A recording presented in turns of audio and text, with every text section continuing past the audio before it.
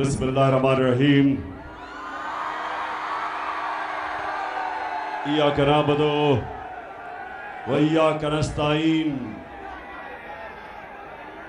चकवाल, मैं चाहता था कि रोशनी में मैं आज तकरीर करूं और पहुंच भी गया, लेकिन बदकिस्मती से अभी भी आप आ रहे हैं इस मैदान में। लेकिन माशाअल्लाह जितनी तादाद में आज और जिस जुनून में मैंने आज अपने चकवाल को देखा है, आपको आज मैं सलाम पेश करता हूं। अच्छा चकवाल, मैं अभी आपको थोड़ी देर में वीडियो भी दिखाऊंगा। मेरी कोशिश है कि मैं अपने चकवाल के खास तौर पे नौजवान और जो इतनी तादाद में मेरी बहनें आई हुई हैं, इनके लिए मैं आज आपको हकीकी आजादी की तहरीक में चकवाल को शामिल करूं, और जब इंशाअल्लाह मैं आपको कॉल दूंगा, मेरे सारे चकवाल के नौजवान, मेरी बहनें, मेरे बुजुर्ग, आपने सबने मेरी कॉल पे अपने मुल्क को हकीकी तौर पे आजाद करने के लिए आप सबने निकलना है।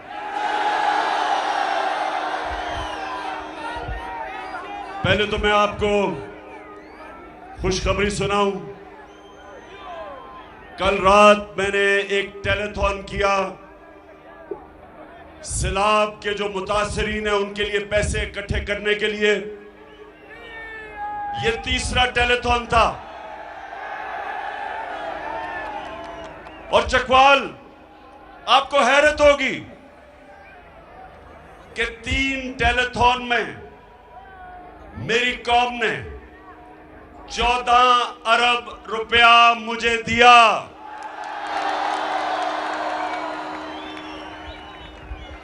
ये जो पाकिस्तानी कौम है,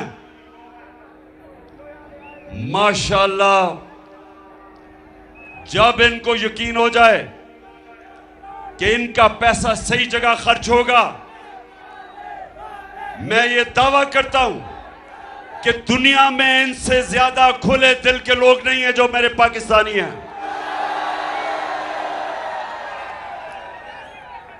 तीन टेलीथॉन मतलब के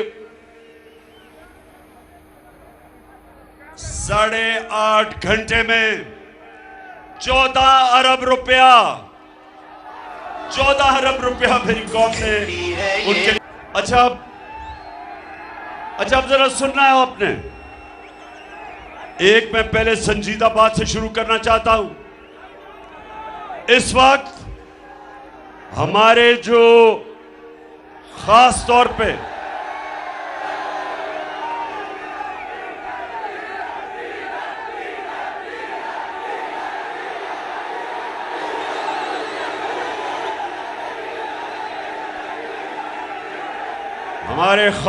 पे सिंध में और बलूचिस्तान के कई हिस्सों में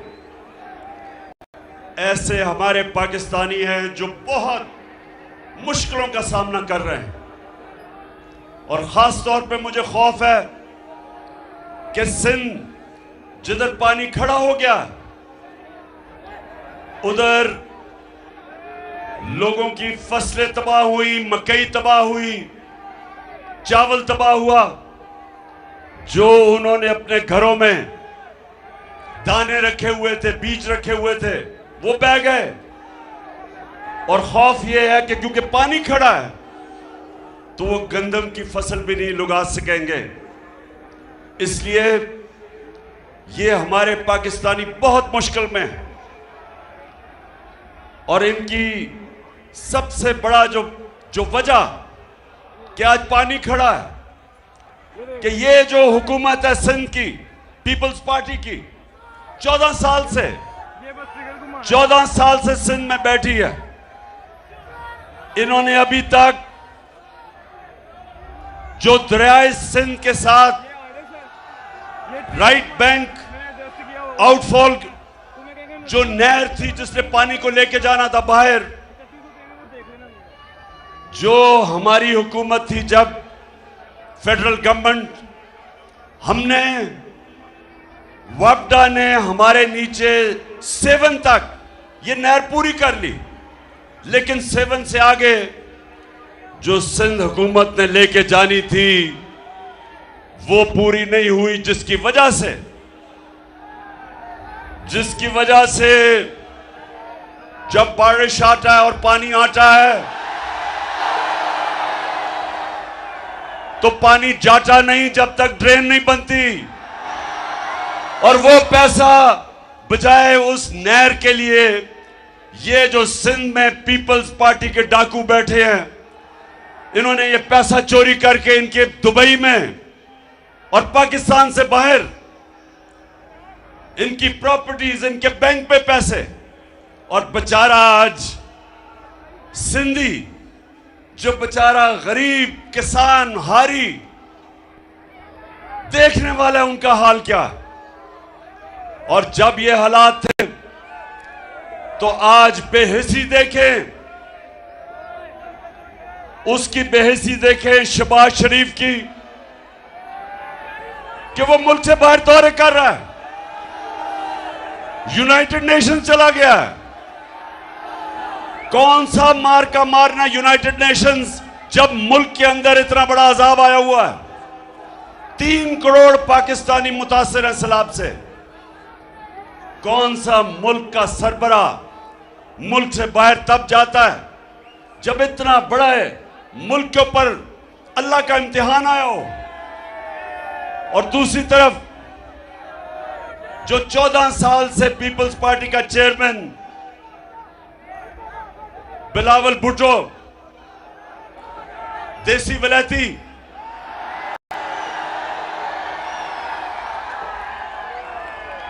वो भी मुंह उठा के चला गया, बाहर चले गए हैं।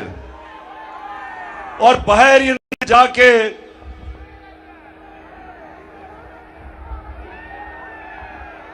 अब बाहर तो चले गए हैं, तो चले, अगर बाहर जाना था तो चलो कोई पाकिस्तान की इज्जत में इजाफा ही कर देते।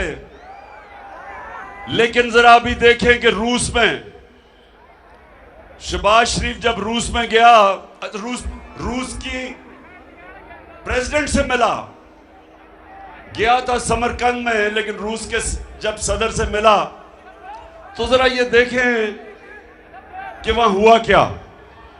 Some news from overseas. The Prime Minister of Pakistan met with Vladimir Putin, and it looked like he was really struggling with his translation headphones. Take a look at this.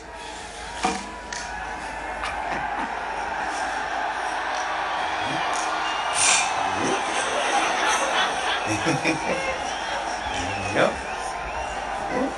Уважаемый господин премьер-министр,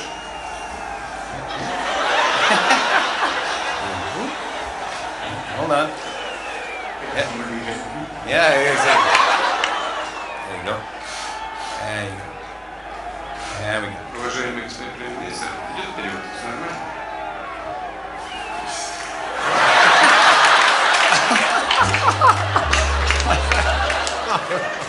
That guy is the leader of 220 million people. I just want to let you know. And then he finally got the headset in and his pants fell down. Isn't that unbelievable? So ये क्यों हुआ?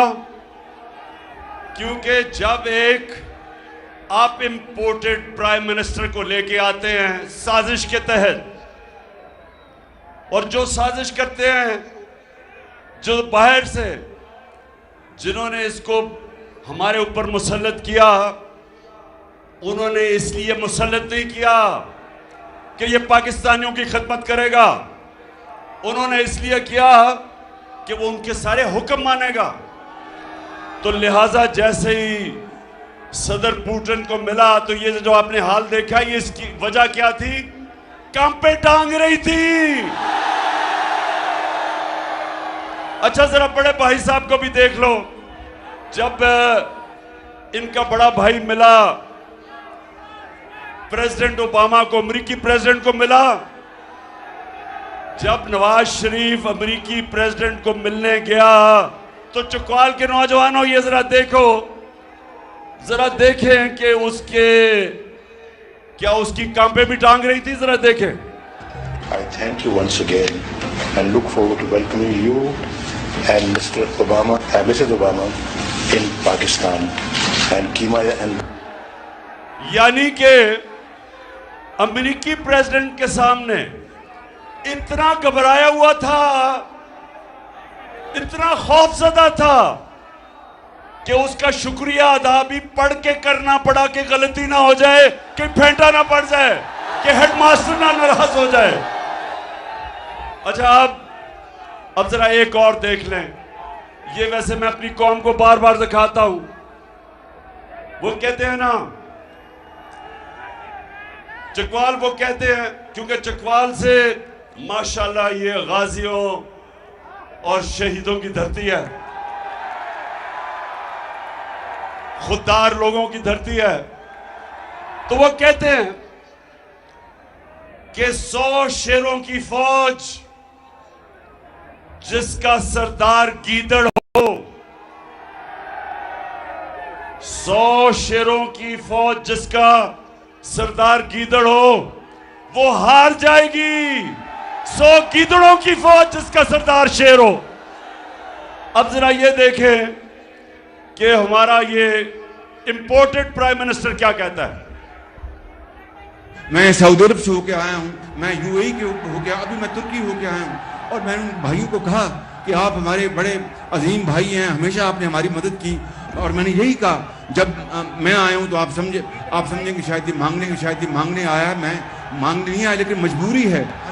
जिस तरह माजी में 75 साल में आपने हमारा हाथ बटाया है, कुछ अर्सा आप हाथ बटा। मैंने कहा मैं शहबाज शरीफ बजाय लोगों से मांगने के लिए, बजाय लोगों के सामने, मुल्कों के सामने हाथ फैलाने के लिए, बजाय इसके जो आपने, आपके बड़े भाई ने, आपके खानदान ने, आपके टब्बर ने, और जो जरदारी और उसके टब्बर ने जो 30 साल से इस मुल्क का पैसा चोरी करके मुल्क के बाहर ले गए हो, अगर आधा भी पैसा वापस ले आओ तो ये मांगने की जरूरत ना पड़े, हमें जलील ना करवाओ ऐसे कि मैं जी उधर मांगने गया तो मैं उधर मांगने गया। आधा भी पैसा ले आओ, मांगने की जरूरत ना पड़े। तो मैं अभी यूनाइटेड नेशंस का सेक्रेटरी जनरल आया हुआ था, जरा ये भी सुन ले। मैं इसलिए आपको ये चीजें बता रहा हूं, हमारे मुल्क की बदकिस्मती क्या हुई। कायदे आजम, हमारे बड़े लीडर, अजीम लीडर, और हमारी मुल्क की बदकिस्मती कि वो ज्यादा देर जिंदा नहीं रहे। मुल्क बनने के बाद वो ऊपर चले गए, अल्लाह को प्यारे हो गए। उसके बाद बड़े मेरे इख्तिलाफ भी होंगे जुल्फिकार अली भुट्टो से, लेकिन वो भी एक खुददार लीडर था। उसको साजिश करके तब भी मुल्क के अंदर जो मीर जाफर बैठे थे उनको, उसको गिराया और उसको फांसी चढ़ाई। वो भी आजादी की बात करता था। और उसके बाद ये जो इंपोर्टेड क्राइम मिनिस्टर आया साजिश के तहत, बैरूनी साजिश, और यहां हैंडलर जो लेके आए। अब ये देखें, ये मैंने सारी दुनिया फिरा हूं, अपनी मेरी उम्र जितनी हो गई सारी दुनिया देखी है। मैंने कभी किसी प्राइम मिनिस्टर को ये बातें नहीं करते देखा जो इसने यूनाइटेड नेशंस का जो सेक्रेटरी जनरल अभी आया हुआ था एंटोनियो गुटेरेस, उससे पैसे मांग रहा था, उसे पैसे मांग रहा था। जरा ये सुने वो क्या कहता है। General Secretary, and I assure you, whatever support we get from your institution and through your institution, I give you my word of honor, along with all these ladies and gentlemen sitting on this table, ministers, general officers, government officials, ladies and gentlemen, that every penny we get from you or from wherever, we will spend it most transparently and in the interest of the suffering humanity. Thank you. एक minute, अब मैं उर्दू में तर्जमा कर रहा हूं इसका। चकवाल, ये उर्दू में तर्जमा सुनो। वो ये कह रहा है कि सेक्रेटरी जनरल साहिब, आप जो भी हमें पैसा देंगे या आप जो भी दुनिया से हमें पैसा इकट्ठा करके देंगे, मैं आपको यकीन दिलाता हूं कि वो हम पैसा चोरी नहीं करेंगे, दयानतदारी से खर्च करेंगे लोगों पे। अब शहबाज शरीफ, तुम इस मुल्क में तो ड्रामे करते रहे, शोबाजियां करते रहे, इश्तिहारों के अंदर तरक्की भी तुम्हारी होती रही, अरबों रुपया कौम ने खर्च किया, कौम का पैसा, टैक्स का पैसा आपने खर्च किया अपने इश्तिहारों में कि पंजाब स्पीड और जो भी आपने ड्रामे किए। अब आपका ख्याल है कि वो सेक्रेटरी जनरल को आप जब कह रहे थे कि सर हम आपका पैसा चोरी नहीं करेंगे, ठीक खर्च करेंगे, आपको ये नहीं पता कि यूनाइटेड नेशंस के सेक्रेटरी जनरल, उसने पूरी एक टीम बिठाई हुई है, जिस टीम का मकसद क्या है कि वो पता चलाए कि गरीब मुल्क गरीब क्यों हो रहे हैं और अमीर मुल्क अमीर क्यों हो रहे हैं। इसको कहते, एक पैनल मायशत के एक्सपर्ट्स, माहिरीन को बिठा के उन्होंने ये रिसर्च करवाई कि अमीर मुल्क अमीर क्यों हो रहे हैं और गरीब मुल्क गरीब क्यों हो रहे हैं। उस पैनल ने क्या 2 साल की रिसर्च के बाद किस नतीजे पे आए? उन्होंने कहा कि अमीर और गरीब मुल्क में फासले एक वजह से बढ़ रहे हैं कि गरीब मुल्कों के प्राइम मिनिस्टर वो क्या करते हैं कि वो मुल्क का पैसा चोरी करके, जिसको मनी लॉन्ड्रिंग कहते हैं, और वो मुल्क से बाहर ले जाते हैं और बड़े बड़े लंदन में बड़े बड़े महल खरीद लेते हैं और ऑफशोर अकाउंट्स में पैसा रख देते हैं। तो जब गरीब मुल्कों के अपने बड़े बड़े ओहदेदार उसी मुल्क का जब पैसा चोरी करके बाहर लेके जाते हैं, मुल्कों का दिवालिया निकल जाता है। वो सेक्रेटरी जनरल को खुद पता है इस चीज का कि 60% चकवाल 60% जो पाकिस्तान के वजीर बनाए हुए हैं वो जमानत पे हैं, उनके करप्शन के केसेस हैं, वो जमानत पे बैठे हुए हैं। तो वो किस मुंह से तुम्हें पैसे देगा? कभी चोरों को भी कोई पैसा देता है? उसको पता है कि तुम्हें और तुम्हारे बेटे को सजा होने वाली थी FIA के केस में, जिधर 16 अरब रुपए तुमने अपने रमजान शुगर मिल के नौकरों के नाम पे लिए, एक मकसूद चपड़ासी के नाम 4.25 अरब रुपया लिया, 4.25 अरब रुपया मकसूद चपड़ासी, जिसकी तनख्वाह 15,000 रुपए थी। और वो मकसूद चपड़ासी भी आते साथ ही तुम्हारे मर गया, 3 और गवाह भी मर गए, सब हार्ट अटैक से मर गए। और फिर डॉक्टर रिजवान जो FIA का इन्वेस्टिगेट कर रहा था, वो भी हार्ट अटैक से मर गया। तो उस सेक्रेटरी जनरल को सारा पता है, वो तुम्हें इसलिए आज दुनिया पैसे नहीं दे रही। इतना बड़ा सानिया हुआ पाकिस्तान में, क्यों दुनिया पैसे नहीं दे रही? क्योंकि दुनिया को पता है कि इस वक्त बैरूनी साजिश के तहत मुल्क के ऊपर डाकुओं को बैठा दिया है, चोरों को बैठा दिया है। कोई चोरों को पैसा नहीं देता।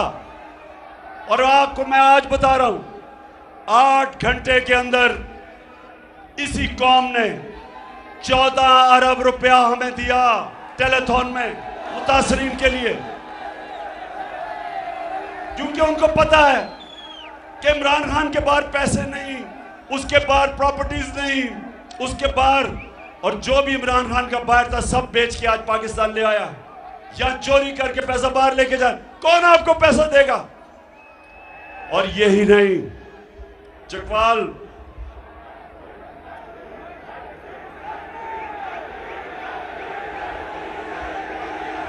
क्या समझ नहीं आई? समझ नहीं आई? अच्छा चकवाल, तुम तैयार हो ना सारे? मैंने तुम्हें कॉल देनी है, आपने मेरे साथ इन चोरों को शिकस्त देने के लिए निकलना है।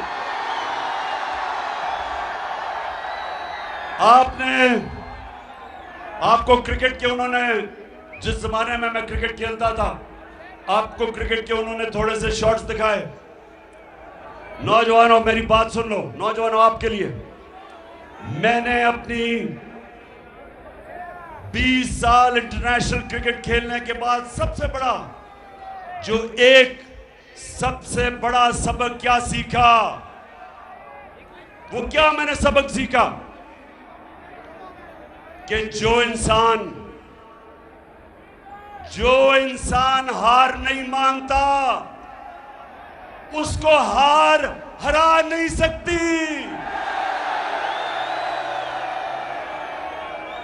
हारता इंसान तब है जब वो हार मान जाता है, और इमरान खान ने जिंदगी में कभी हार नहीं मानी। इन्होंने जब मुझे बैरूनी साजिश के तहत मेरी जब गवर्नमेंट गिराई, तो ये समझे कि इमरान खान चुप करके बैठ जाएगा, कहेगा जी अच्छा अगली इलेक्शन की इंतजार करूंगा। इनको ये पता होना चाहिए था कि इमरान खान अपने पैर पे खड़ा होके इस मुल्क की, अगर इस मुल्क की क़यादत पे पहुंचा था तो अपने पैर पे खड़ा होके पहुंचा था। वो किसी एस्टेब्लिशमेंट की नर्सरी के अंदर नहीं पाला गया था। वो नवाज शरीफ की तरह जनरल जनानी के घर पे सरिया लगाते लगाते नहीं चीफ मिनिस्टर और प्राइम मिनिस्टर बना था। 22 साल मेहनत की। थोड़े से लोग थे मेरे साथ, मैं याद है पहली दफा 26 साल पहले चकवाल आया, थोड़े से लोग थे, थोड़े 10, 15, 20, 50 लोग से शुरू किया। अपनी इस मुल्क में लोगों के पास घर घर गया, सारे मुल्क में फिरा, अपनी कौम को समझाने की कोशिश की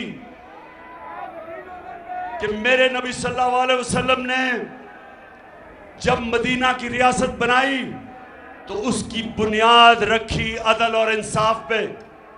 इसलिए मैंने अपनी जमात का नाम रखा इंसाफ की तहरीक, क्योंकि कोई माशरा इंसाफ के बगैर ऊपर नहीं आ सकता।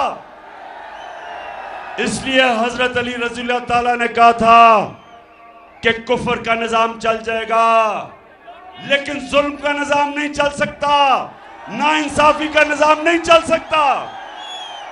ये निजाम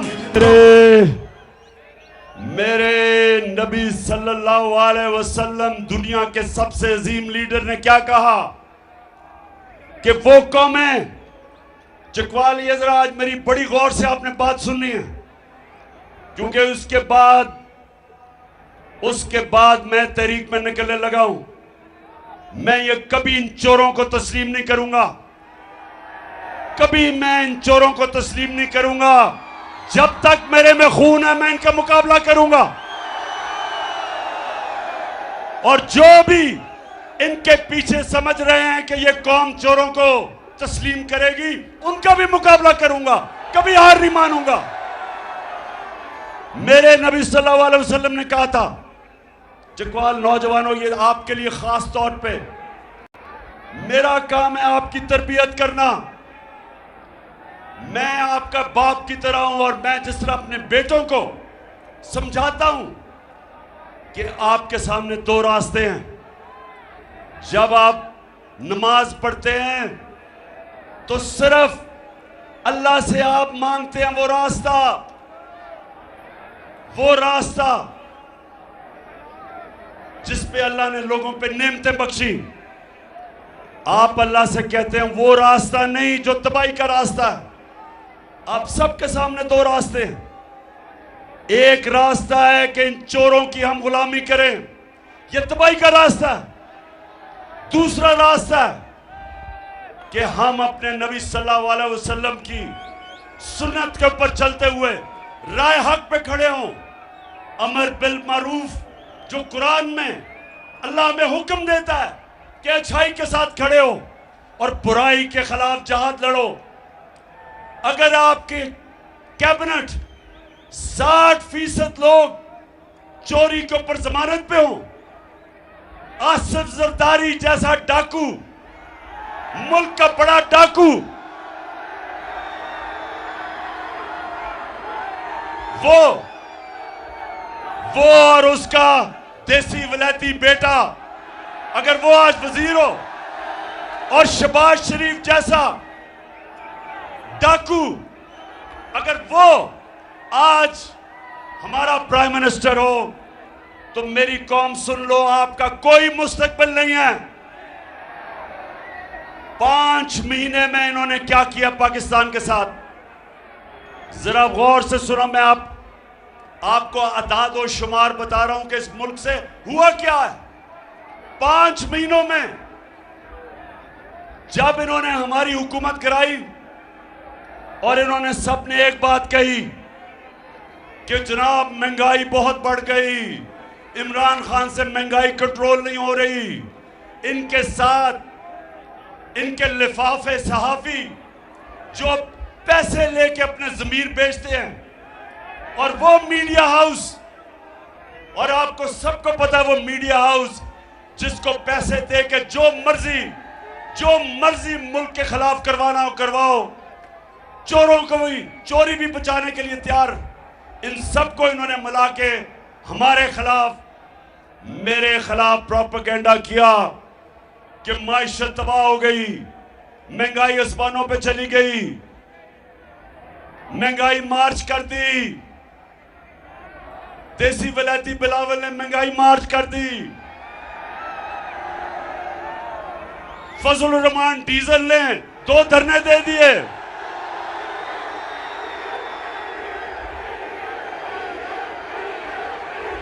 दो दफा मिस्टर डीजल इस्लामाबाद आ गए गवर्नमेंट गिराने के लिए। कोई FIR नहीं काटी, कोई रास्ते नहीं रोके, कोई तशद्दुद नहीं किया। हमने कहा तुम्हारा जमहूरियत आ जाओ। जब अब जरा गौर से एक एक चीज नोट करें, जो मैं कह रहा हूं, जिनको अपना फोन मोबाइल फोन इस्तेमाल करना आता है, आप गूगल करके सारी आप चीज चेक कर सकते हैं कि मैं सच बोल रहा हूं या नहीं। जिस दिन इन्होंने अदम एतमाद किया हमारे ऊपर,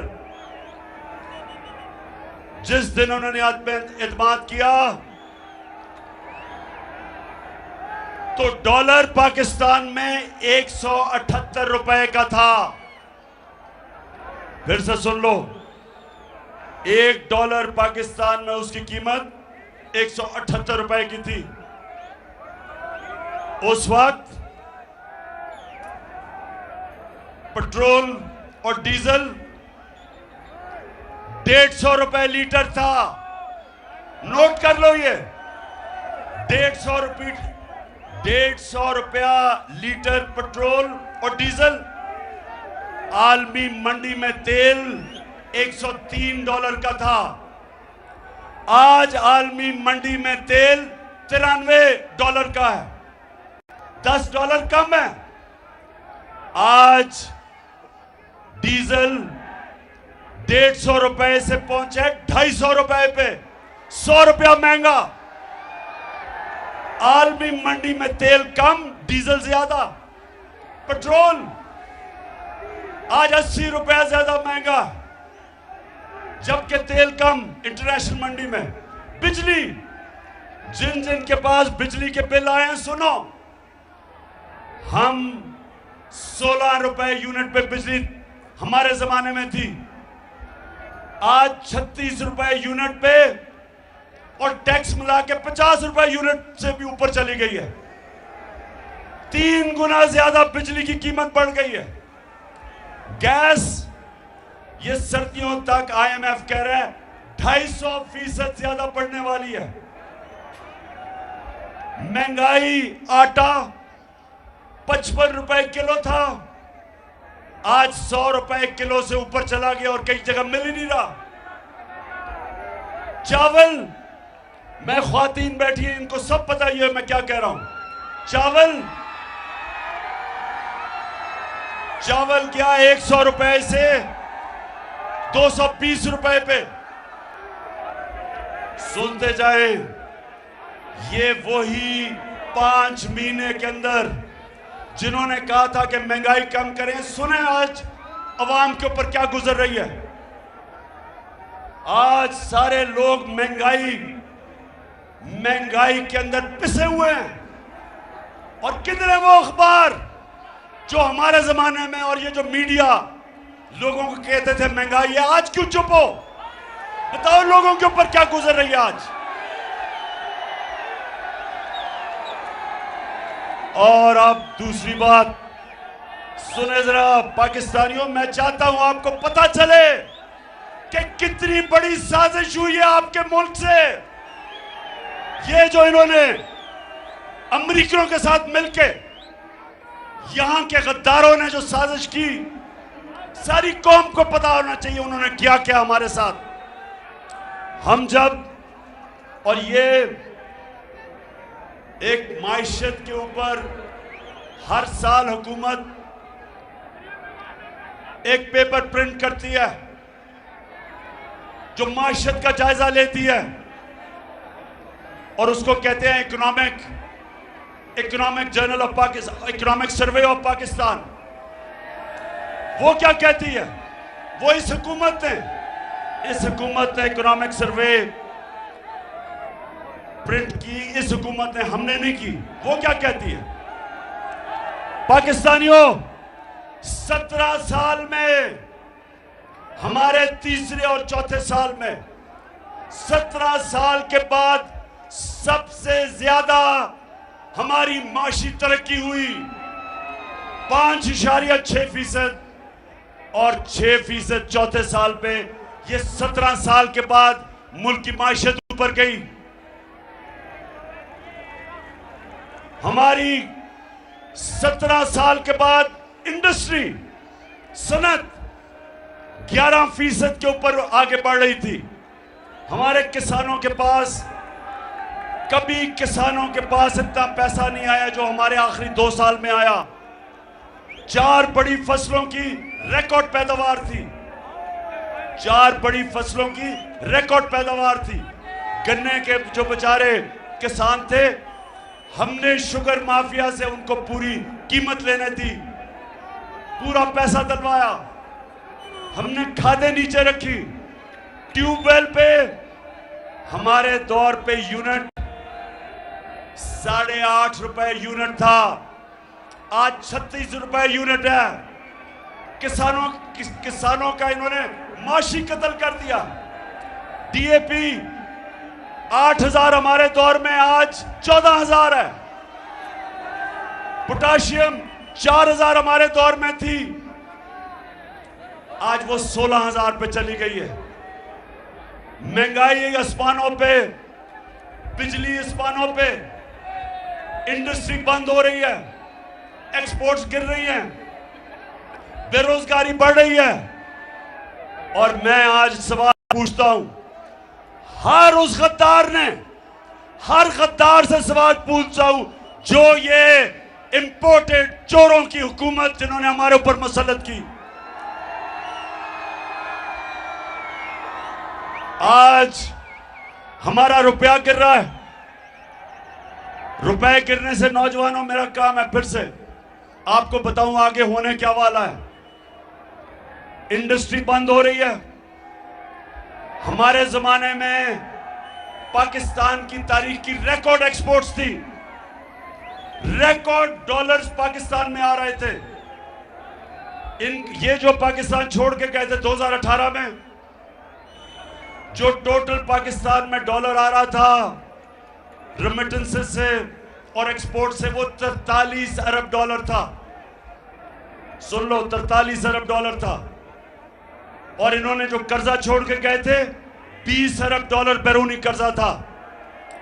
जब इन्होंने हमारी गवर्नमेंट गिराई, कोरोना के बावजूद, आलमी महंगाई के बावजूद, पेट्रोल तेल की कीमत ऊपर जाने के बावजूद हम 16 अरब रुपए का, 16 अरब डॉलर का बैरूनी खसारा छोड़ के गए। लेकिन हमारी जो आमदनी थी वो 63 अरब डॉलर पे गई। 20 अरब डॉलर हमने आमदनी अपनी बढ़ाई।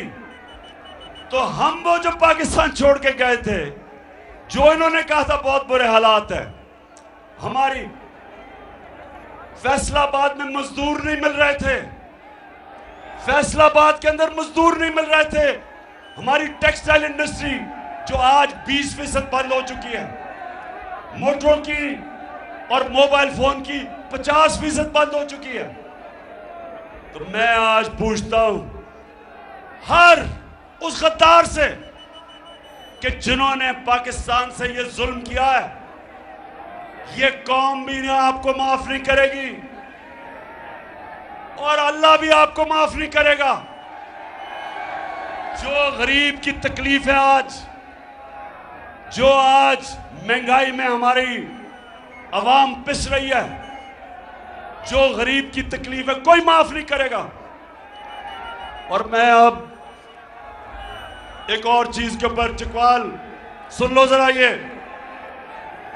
मैं अब अपनी तकरीर की खत्म करने पे जा रहा हूं, लेकिन बड़ी जरूरी आपसे बात करनी है पहले,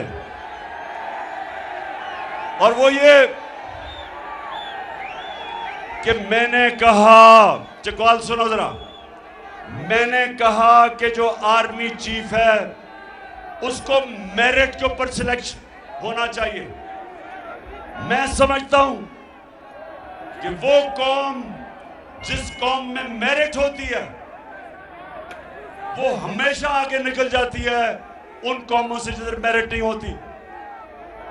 एक क्रिकेट टीम जो मेरिट पे सिलेक्ट होती है, वो हरा देगी उस टीम को जो उसकी, जिस मुल्क की आबादी ज्यादा भी हो, लेकिन जिधर सिफारिशी आ जाते हैं। तो मैंने जब ये कहा कि आर्मी चीफ को मेरिट पे सिलेक्ट करना चाहिए, और मैंने कहा कि ना जरदारी और नवाज शरीफ ये कभी मेरिट पे सिलेक्ट नहीं किसी को कर सकते, क्योंकि इनके ज़हन में इनको मेरिट का मतलब ही नहीं पता। जो दो उनको अपने खानदान के अलावा कोई नजर ही नहीं आता। अब मुझे यह बताएं, पीपल्स पार्टी अगर जरदारी अपने देसी विलायती बच्चे को पार्टी का चेयरमैन बना देगा, जो अभी तक उर्दू भी नहीं सही बोल सकता, बारिश आता है, पानी आता है, 14 साल हो गए, उसका क्या मुकाबला है इत्तेजाज आसन जैसे दानिश्वर, एक पुराना मंजा हुआ पॉलिटिशियन, बिलावल का क्या मुकाबला उससे? अगर मेरिट होती तो ना जरदारी ना बिलावल पीपल्स पार्टी का चेयरमैन होते, इत्तेजाज आसन होता। और अगर दूसरी तरफ मेरिट होती तो नवाज शरीफ की, ना शहबाज शरीफ का बेटा हमजा जिसको कुकड़ी भी कहते हैं। तो ना हमजा ने पंजाब का वजीर आला बनना था और ना मरियम बीबी ने बनना था नून लीग की शहजादी। वो शहजादी बनी हुई है। चौधरी निसार पुराना मंजा हुआ सियासतदान, वो नून लीग से अलहदा इसलिए हुआ कि कहां चौधरी निसार और कहां मरियम। मेरिट की समझ ही नहीं है इनको। पहले तो इनको मेरिट की नहीं समझ, इन दोनों को, चोरों को। दूसरा, इनका अरबों डॉलर मुल्क से चोरी करके बाहर ले गए हैं। इनके पैसे बाहर पड़े हैं। इनके बड़े बड़े जो महलात हैं, इनके जो ऑफशोर अकाउंट्स में पैसे पड़े हैं,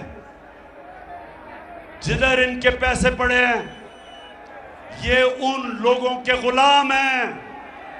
ये कभी इस मुल्क की आजादी के लिए नहीं खड़े हो सकते, क्योंकि जिन मुल्कों के अंदर इनके पैसे पड़े हैं, उन मुल्कों के ये गुलाम इसलिए हैं कि वो जब चाहे इनको पकड़ सकते हैं, क्योंकि ये बता ही नहीं सकते कि पैसा किधर से आया। अभी तक जो 4 बड़े बड़े महलात इन्होंने लंदन में लिए हुए हैं, और या इसके बेटे ने 10 अरब के हसन शरीफ घर में ठहरा है, एक रसीद नहीं बता सकते कि पैसा किधर से आया, क्योंकि पाकिस्तानियों आपका चोरी किया हुआ पैसा बाहर गया। तो ये चोर जरदारी, जिसके ऊपर किताबें लिखी हुई हैं चोरी पे, जिसके ऊपर बाहर के अखबारों में मजमून आए हुए हैं इनकी चोरी पे, क्या ये पाकिस्तान का आर्मी चीफ, क्या ये सिलेक्ट करेंगे? बताओ, इनको आप देंगे सिलेक्ट करने के लिए? और फिर नवाज शरीफ मफरूर है।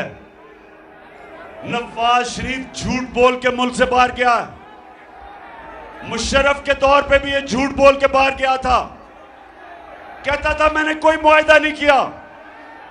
फिर सऊदी शहजादा आया और उसने पाकिस्तान में मुआहदा दिखाया कि इसने 10 साल का मुआहदा करके बाहर भागा था। अब फिर झूठ बोल के कि जी वो नवाज शरीफ, उसकी सेहत इतनी खराब है, फिर बाहर भाग गया। और शहबाज शरीफ ने एफिडेविट दिया था अदालत में कि ये वापस आएगा, कि बीमार है। झूठा भी है, डाकू भी है, मफरूर भी है, बुज़दिल भी है। तो क्या ये आर्मी का चीफ ये सिलेक्ट करेगा? मैं आज अपने DGISPR से ये जरूर सवाल पूछूंगा कि आपने कम से कम समझ तो जाना था मैं क्या कह रहा हूं।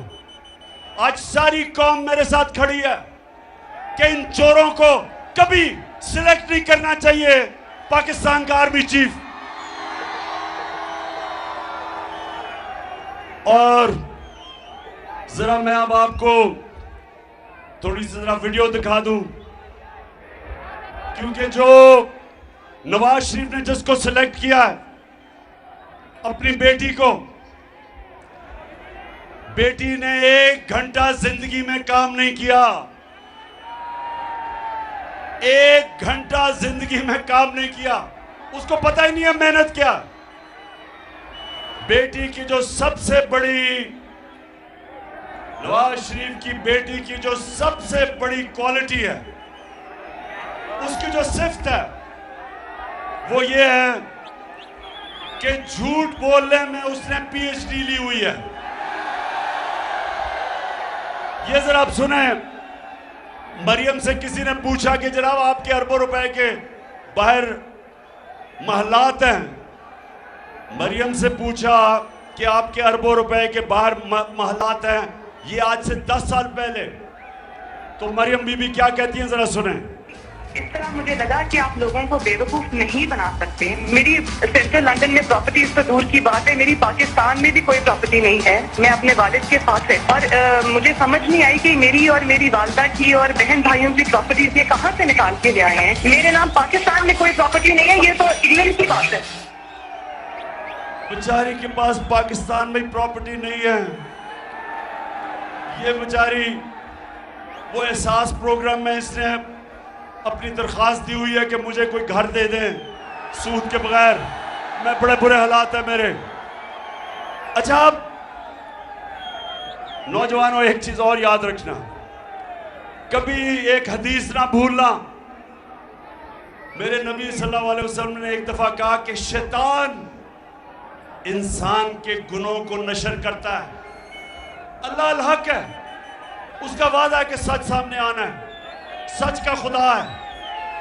तो ये तो दावा कर दिया कि मेरी लंदन तो छोड़े, पाकिस्तान में प्रॉपर्टी नहीं है, मैंने तो रहने के लिए कोई जगह नहीं है।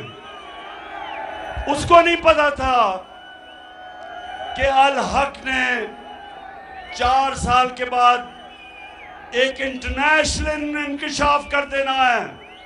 पैनामा पेपर्स, एक दुनिया में इंकशाफ हो गया कि जिन्होंने अपनी प्रॉपर्टीज छुपाई हुई थी वो सारा सामने आ गया।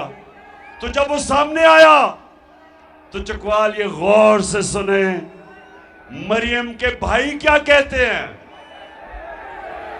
बात को तस्लीम करता हूँ कि अल्हम्दुलिल्लाह पाक लेन के ऊपर जो अपार्टमेंट्स हैं वो अल्हम्दुलिल्लाह हमारे हैं। मैं इस बात को तस्लीम करता हूँ कि उनको ऑफशोर कंपनीज नेस्कॉल लिमिटेड और नीलसन लिमिटेड जो है उनको ओन करती हैं। और मैं आपको ये भी अर्ज करता हूँ उनको होल्ड कर रही है इस वक्त मरियम नवाज शरीफ, मेरी हमशीरा जो है। ना तो सिर्फ वो हमारे हैं, बल्कि वो जो कह रही थी 4 साल पहले कि मेरी तो लंदन छोड़ो पाकिस्तान में भी कोई प्रॉपर्टी नहीं, वो उसकी थी प्रॉपर्टी। अरबों रुपए के लंदन के 4 महलात मरियम के नाम पे थे।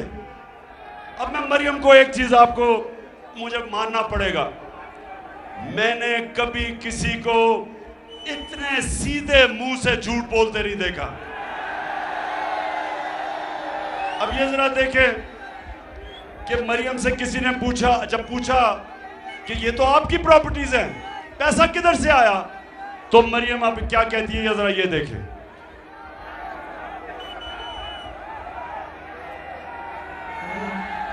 वो एक अरबपति दादा के पोते हैं, उस अरबपति दादा के पोते हैं जो 1960s और 70s में पाकिस्तान का अमीर तरीन इंसान था। सुन लिया, उसने कहा कि अब बाप का तो कह नहीं सकती थी कि बाप के पैसे से खरीदे हैं, क्योंकि बाप ने तो अपनी इनकम टैक्स में बताया नहीं था कि पैसे हैं उसके पास।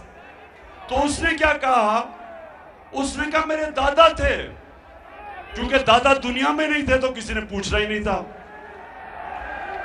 तो बड़े सीधे, आपने वैसे शक्ल देखी, ऐसे सीधे मुंह से उसने कहा कि मेरा दादा अरबोपति था। अच्छा, अब जरा ये देखें, अब मरियम का दादा शहबाज शरीफ का वालिद था, मरियम का दादा शहबाज शरीफ का भी वालिद था। अब शहबाज शरीफ अपने बाप के मतलब क्या कहता है, खानदान मेरे खानदान को 22 खानदानों में शुमार नहीं होता था। मुझे इसके ऊपर बाइस फख्र है कि मेरे वालिद का ताल्लुक एक गरीब किसान के घराने से था, हिंदुस्तान से। वो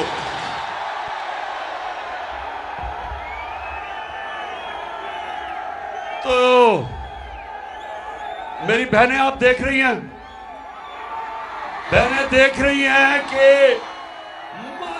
एक इतना बड़ा झूठ बोलो लेकिन एक लाइन भी टस से मस ना हो। ऐसे सीधे मुंह से झूठ मैंने कभी किसी को बोलते नहीं देखा। ट्रिपल PhD है वैसे झूठ बोलने की वो। अच्छा, अब मैं आखिर में चकवाल, पहले तो मैं आपके जज्बे और जुनून को खास तौर पे आज खराज तहसीन पेश करता हूं। माशाल्लाह आपका शऊर, एक एक चीज आप समझ गए। मैंने आपको ये बताने की कोशिश की कि देखें जो मुल्क ऊपर जाते हैं, ये प्लीज ये बात सुन लें। एक वो आपके सामने पाकिस्तानी खड़ा है, सारी दुनिया देखी है जिसने। मैं आपको आज बताऊं कि वो मुल्क जो तरक्की करते हैं, वो मुल्क मेरे नबी सल्लल्लाहु अलैहि वसल्लम ने जो मदीना के अंदर असूल बनाए थे, उन उसूलों पे वो खड़े होते हैं। उन मुल्कों के अंदर कानून की बालादस्ती है, उन मुल्कों में अदल और इंसाफ है, और उनके जो शहरी हैं वो अमर बिल मारूफ पे चलते हैं, हक के साथ खड़े होते हैं, अच्छाई के साथ खड़े होते हैं और बुराई के खिलाफ जहाद करते हैं। बरतानिया का प्राइम मिनिस्टर, चकवाल ये गौर से सुने, भारी अक्सरियत से उसने जीता इलेक्शन। बोरिस जॉनसन, चकवाल के लोगों, बोरिस जॉनसन लंदन में जब इंग्लैंड में इलेक्शन जीता भारी अक्सरियत से, उससे एक गलती हो गई। जब कोरोना के दौर पे उन्होंने कहा कि लोगों को फासले रखने हैं, लोगों को जमा नहीं होना, उससे गलती ये हो गई कि अपने ऑफिस के बाहर एक दिन उसने अपने ऑफिस के लोग जमा कर लिए। पाकिस्तान में ये अखबार में भी खबर ना आती। लोगों ने सवाल पूछा कि आप लोगों को कह रहे हैं कि फासले रखो, सोशल डिस्टेंसिंग करो, लेकिन आपने अपने ऑफिस के लोगों से क्यों इकट्ठा करके मुलाकात की जब लोगों को आप कह रहे हैं कि फासले रखो? मेरे पाकिस्तानियों, इस चीज के ऊपर उसको रिजाइन करना पड़ा। इस चीज में या 16 अरब रुपए का डाका मारा है और उसको वजीर आजम बना दिया, उसके बेटे को बना दिया। एक बेटा मफरूर उसका बाहर भागा हुआ है, नवाज शरीफ के 2 बेटे बाहर भागे हुए हैं। और आज हम तस्वीर देख रहे हैं कि शहबाज शरीफ नवाज शरीफ को मिलके तय कर रहा है कि पाकिस्तान का आर्मी चीफ कौन होना चाहिए। इससे ज्यादा चकवाल, इससे ज्यादा इस हमारे मुल्क की क्या तौहीन हो सकती है कि ये चोर फैसले करें इस मुल्क के ऊपर? क्या मुस्तकबिल हो सकता है? आपका क्या मुस्तकबिल हो सकता है कि चोर ऊपर बैठ जाए? एक फैक्ट्री के ऊपर आप चोर बैठा दें, फैक्ट्री बंद हो जाएगी। मुल्क किस तरह चल सकता है? और ये जो लोग समझते हैं कि हम चुप करके या डराने धमकाने से हम चल जाएंगे और हम इनको कबूल कर लेंगे। मीडिया के ऊपर, मीडिया पे हम पाबंदियां, जो इमरान खान को मीडिया दिखाता है उसको बंद करते हैं, जो सहाफी हमारी राय देखता है या हमारे प्रो होता है उसको बंद करते हैं। इमरान रियाज जैसे आदमी को जेल में डाला, अशरफ शरीफ जैसे एक गैरतमंद, एक मुहिब वतन पाकिस्तानी को मुल्क से बाहर भगा दिया, साबिर शाकिर को बाहर भगा दिया। एयाज अमीर, आपके चकवाल का एयाज अमीर, उसको इन्होंने जलील करने की कोशिश की। समी इब्राहिम, सिर्फ उनका कसूर यह था कि वो उनमें जुर्रत थी राय हक पे चलने के लिए। डराना शहबाज गिल से जो इन्होंने किया, नंगा करके उसको मारा, जेल में बंद करके तशद्दुद किया, और मेरे ऊपर दहशतगर्दी का मुकदमा बना दिया, सिर्फ इसलिए कि मैं कह रहा हूं कि जिन लोगों ने, जो भी जिम्मेदार थे, शहबाज शरीफ को जब तशद्दुद किया गया, कस्टोडियल टॉर्चर की गई, उसके ऊपर हम कानूनी कार्रवाई करेंगे। मेरे ऊपर दहशतगर्दी का पर्चा बना दिया। जो सारे सुन ले हो, आज मेरी आज गौर से बात सुन लो। मैं अगर इन हरबों से अगर आपका ख्याल है कि मैं पीछे हट जाऊंगा,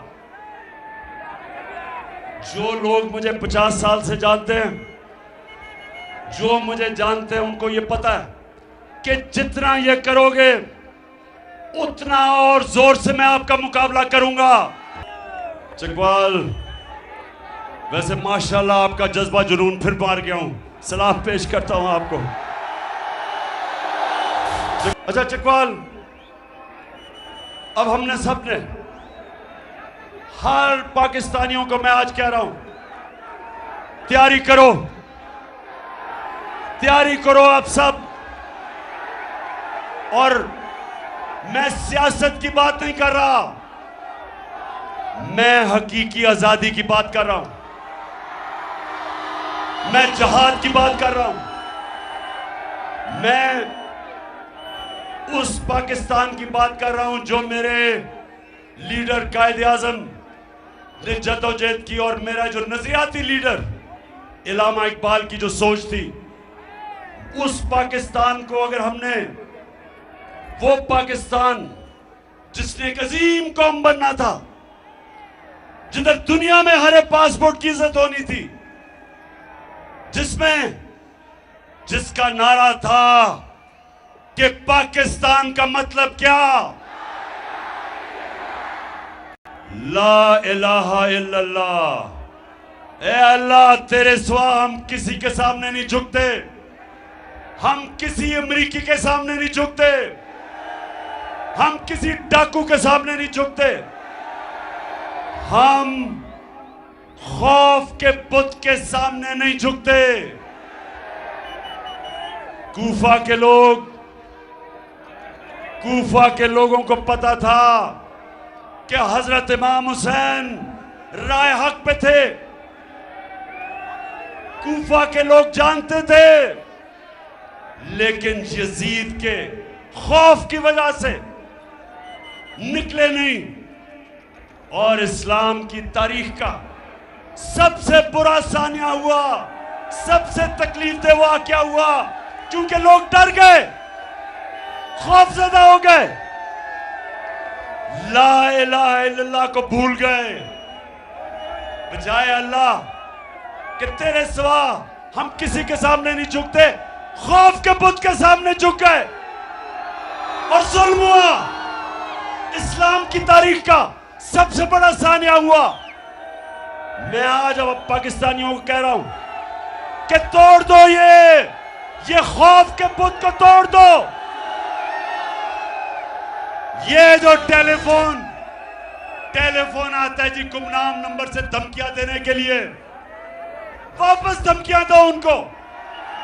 जो डराता है वापस डराओ उसको। जो मिस्टर एक्स और मिस्टर वाई लोगों को धमकियां देते हैं, वापस धमकियां दो इनको। ये होते कौन है? ये होते कौन है आपको डराने वाले? आप हैं इस मुल्क की कौम, अवाम है मुल्क का। जो मुल्क की क़यादत अवाम का फैसला है। ये खुफिया नंबरों से डराना धमकाना कि जी हम ये कर देंगे वो कर देंगे, जो करना करो, हम भी करेंगे।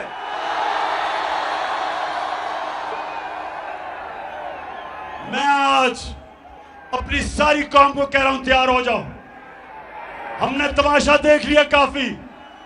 ये चोरों को जो दुनिया में जाके हमें जलील करते हैं, दुनिया में मजाक उड़ा है। बाहर मजाहिया प्रोग्राम हुए हैं कि वो जो प्रेसिडेंट पुतिन के सामने बैठ के कैंपेन जिसकी टांग रही थी, सारी जगह में जलील करते हैं। हमने पाकिस्तानी कौम फैसला कर लो कि जो भी हो जाए, हमने अपने मुल्क को हकीकी तौर पे आजाद करना है। तो चकवाल, मेरी कॉल के लिए तैयार हो?